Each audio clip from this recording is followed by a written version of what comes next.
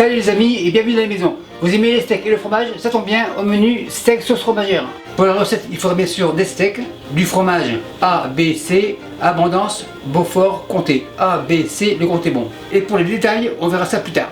La première étape sera de râper le fromage avant qu'il réchauffe à température ambiante. Donc A, B, C et D comme départ. A en premier, donc départ. On passe au B, donc au Beaufort. Et on termine au C, donc le comté. Le couvercle, on le retire. La râpe, c'est fini. Le bol avance et le fromage dans le bol. Et la machine à la plonge. On mélange grosso modo. On fait un tourne et retourne. C'est drôle à dire, mais j'ai quand même 40 $ de fromage ici. Le fromage au frais. Le fromage est au frais. Maintenant, on passe au grelot. Le chaudron ici, mandoline. Comme toujours, on commence par les bleus. Assez de bleus. Et on coupe. Donc c'est visible, c'est pommes de terre bleues. Elles sont bleues à l'intérieur. Une dernière. Pommes de terre dans le chaudron. Assez bleu à la plonge. On passe aux pommes de terre jaunes. Et on coupe. Une dernière. Les jaunes terminés, les jaunes avec les bleus. Assiette plonge. On passe au rouge. Une dernière. Les rescapés, les voilà. Mandoline à la plonge. Et les grelots dans le chaudron. Et l'assiette à la plonge. Avant qu'elle noircisse, pommes de terre sur le fourneau, eau froide 1 litre. On veut l'eau à hauteur, 2 litres, impeccable. On veut l'eau à hauteur, ça veut dire sel 20 grammes, comme ça. On marise et on retourne. Et quand ça bout, on en a pour 15 minutes. En attendant que les grelots bouent, on passe aux échalotes. Échalotes sur la table, petit couteau mauve, échalote coupe 2, et on cisèle, c'est-à-dire en lamelles. On égalise et on coupe un petit dé. L'autre moitié, on égalise et on dé. Le petit couteau n'est pas fort pour le transport. Transporteur, échalote dans le bol. Transporteur au repos et on continue. Ceci fait le petit couteau à la plonge. Le transporteur revient et on transporte tout dans le bol. Transporteur et les mains à la plonge. En débarrant à l'eau froide, l'eau commence à bouillir. Maintenant 15 minutes. Pour les grelots, il y aura du basilic. L'assiette verte arrive aussi et on coupe des feuilles.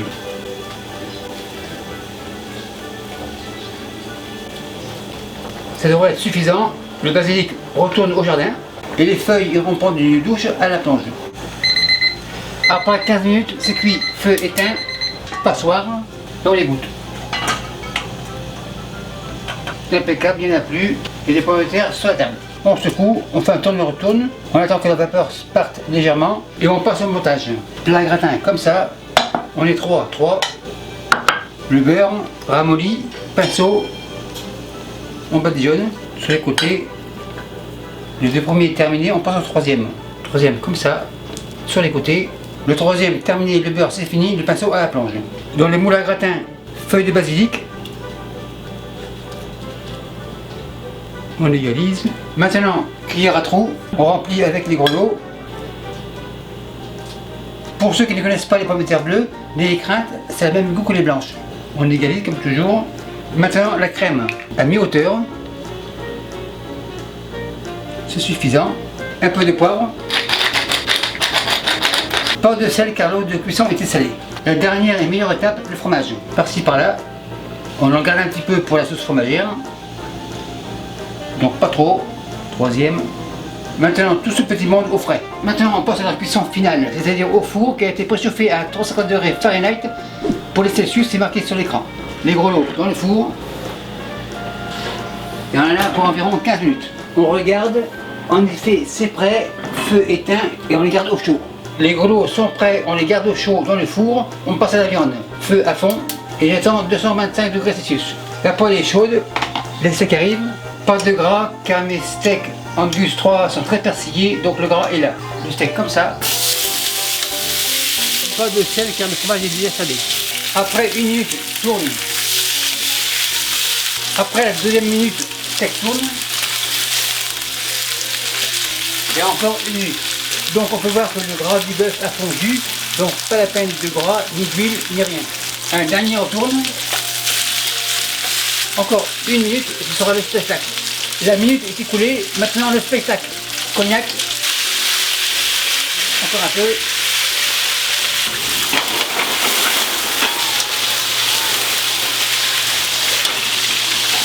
Les steaks sont partis, les steaks on les dégage. À ce stade-là, échalote, bol plonge, on fait sur déglaçant, tourne et retourne. À ce stade-là, un peu de poivre craqué, vin blanc sec, on déglace. Et on fait une réduction. Donc on fait réduire tranquillement, on veut que ça réduise environ de moitié.